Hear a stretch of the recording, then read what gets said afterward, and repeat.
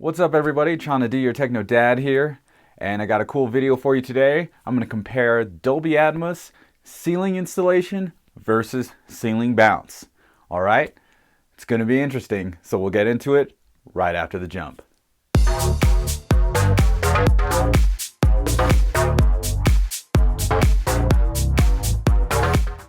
And I am back. So earlier this week, I uploaded an unboxing video of the Klipsch RP140SA, the Dolby Atmos modules. I put them on my speakers, I connected them up to my Denon AVR 6300, and I ran Odyssey, and I watched some movies. You guys all saw that video. If you don't remember, or if you didn't catch the video, I'll put a link in the description for sure. I got a bunch of comments saying that I should go ahead and mount the speakers to one of the beams of my ceiling, since I am lucky enough to have that option. Most people don't. I have big tall ceilings, and there's all these beams up there that I can actually wall mount these speakers with the keyhole mount on the back. So that's what I did. Now, if you're going to do this, Klipsch recommends a number 10 size wood screw, 2.5 to 3 inches in length. So I went to the local hardware store, grabbed a bunch of screws, grabbed a ladder from the old shed here.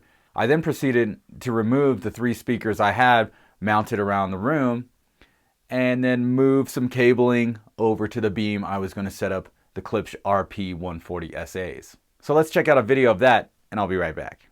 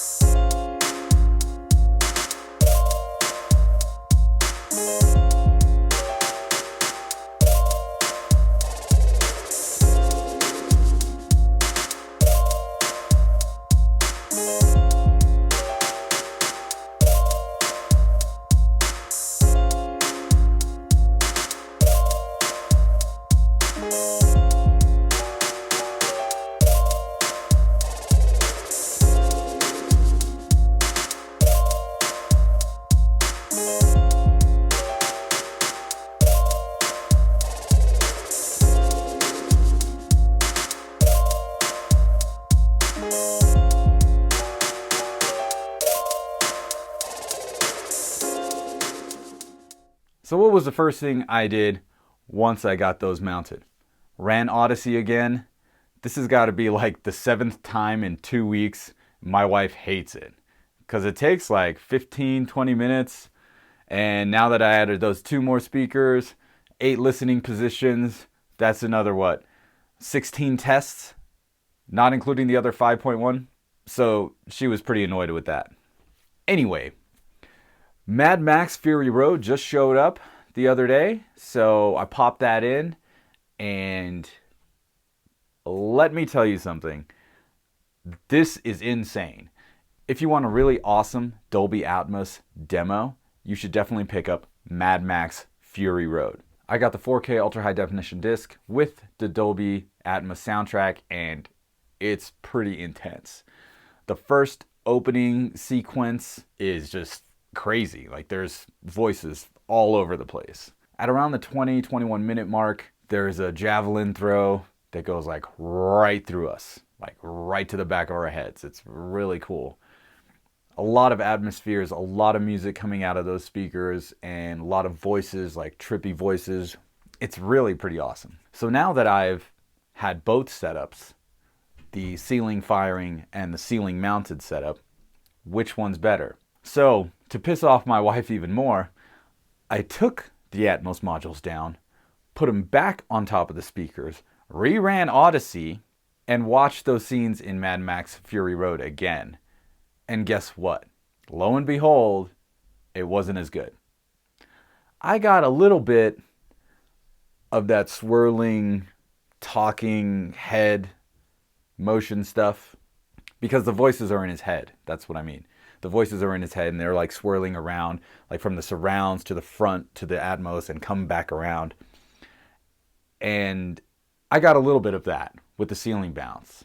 And actually, I got less sitting on the left side of the couch than I got on the right, because there's this big beam that goes across the room, and I'm pretty sure the sound waves hit the ceiling, hit the beam, and guess what? They stop. They either stop or they get redirected somewhere else. So the ceiling bounce really just doesn't work for me. Just a little bit. So then I went and put the speakers back up on the wall, reconnected them, ran Odyssey again, and then watched it again. And I can tell you this with 100% certainty. The speakers in the ceiling work way better than the speakers bouncing off the ceiling. Now, that's for me. I have vaulted ceilings with beams. Not going to work as well for me as having the speakers mounted on the beams at the ceiling. I looked at Odyssey and it says that the speakers are about 12.5 to 13 feet away from the listening area up there on that beam. And I gotta tell you guys, if you're thinking about Atmos and you've got like vaulted ceilings and stuff, probably not gonna be the best thing. Don't get me wrong, you might get a little bit of it, but you really aren't gonna get the full-fledged Atmos experience. And mind you, I only have the 2 up on the ceiling. If I had 4, that would be cool. But really, I'm a little too lazy to run another pair of cables all the way up on that beam and get on that ladder and do all that nonsense again. So I'm going to keep it at the 2 for now. Maybe upgrade my surrounds to the RP250S. And I'll make a whole nother video about why I want to do that later.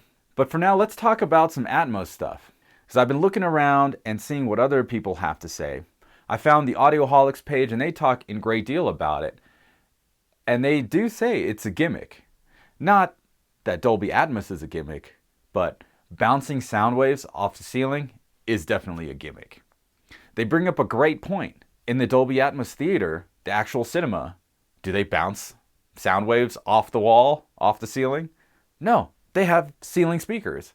And that's the only way you're going to get a correct Dolby Atmos experience, is if something's up there to produce the sound. Which brings on another point I saw on one of their videos. And the guy was saying, like, if you want sound in a certain location, put a speaker there. And that's totally common sense, right? I got a wedding I'm DJing on Saturday. Let's say I needed music in 2 rooms. So I've got my main setup. And what am I going to do? Turn a speaker so that it fires into the next room? Or am I going to put a speaker in the other room? It's pretty much common sense. So another very interesting point I saw that was made is that hi-fi has always been about controlling reflections, not purposefully bouncing sound off of walls or ceilings. So this seems very counterintuitive to what the industry has been doing for decades. I've never heard of anything like that. I've got tons of acoustic treatment here in my music studio, and I know a lot of people have an acoustically treated home theater room. So what are they going to do now? Take the acoustic treatment off their ceiling to bounce sound off of it? And those of you watching that totally support this ceiling bounce thing, you might need to actually go to a place that has ceiling speakers installed and actually listen to that. And then go to a room that has the ceiling bounce speakers and check that out. All I'm saying is it's pretty gimmicky, and it's not going to work for everybody in every application. What if your ceilings are 7 feet tall, 8 feet tall, and it comes to a point, you got a little vault in there. The lowest point's 8 feet, the highest point's 15 feet. Do you think the angle of the speaker is it gonna make that perfect right angle to get to your listening area? I don't know. I don't think so. At least I was able to try it both ways. Ceiling bounce first, then ceiling installation. And from my experience, the ceiling installation Atmos speakers are far better than any kind of ceiling bounce I could get in my room. In my room. Let me repeat that. In my room. Your room could be totally different, and it could work. If you have a perfectly rectangular room, it probably could work, as these manufacturers are describing it. One thing I want everybody to get out of this video is this.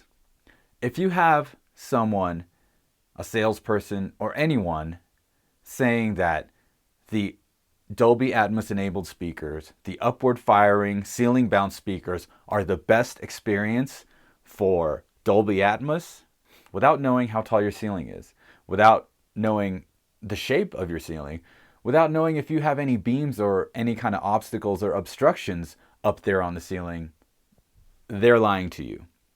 And I would be very wary of anybody telling you this. And especially if what they're saying sounds like something that's completely regurgitated, made by somebody in a marketing department just trying to sell more speakers. Let's say you have wall-mounted surrounds. What are you going to do? Put an Atmos module on those? You probably can't, because like these Klipsch RP140 SAs, they're big. You need a big floor standing speaker or something. So now you're taking away your wall mounted speakers, and you have to put some speakers kind of behind the listening area, which is probably not as practical as it sounds. And just to get these special speakers to bounce sound off the ceiling. So my recommendation, along with other people I've seen out on the internet, is to just install discrete speakers in your ceiling. If you can't do that, maybe it's time to pass on Dolby Atmos and DTS:X until you can. Or you can try out the modules. If you're in a room that's exactly like these engineers thought of when they built these speakers and modules, then maybe give it a shot and make sure they have a good return policy.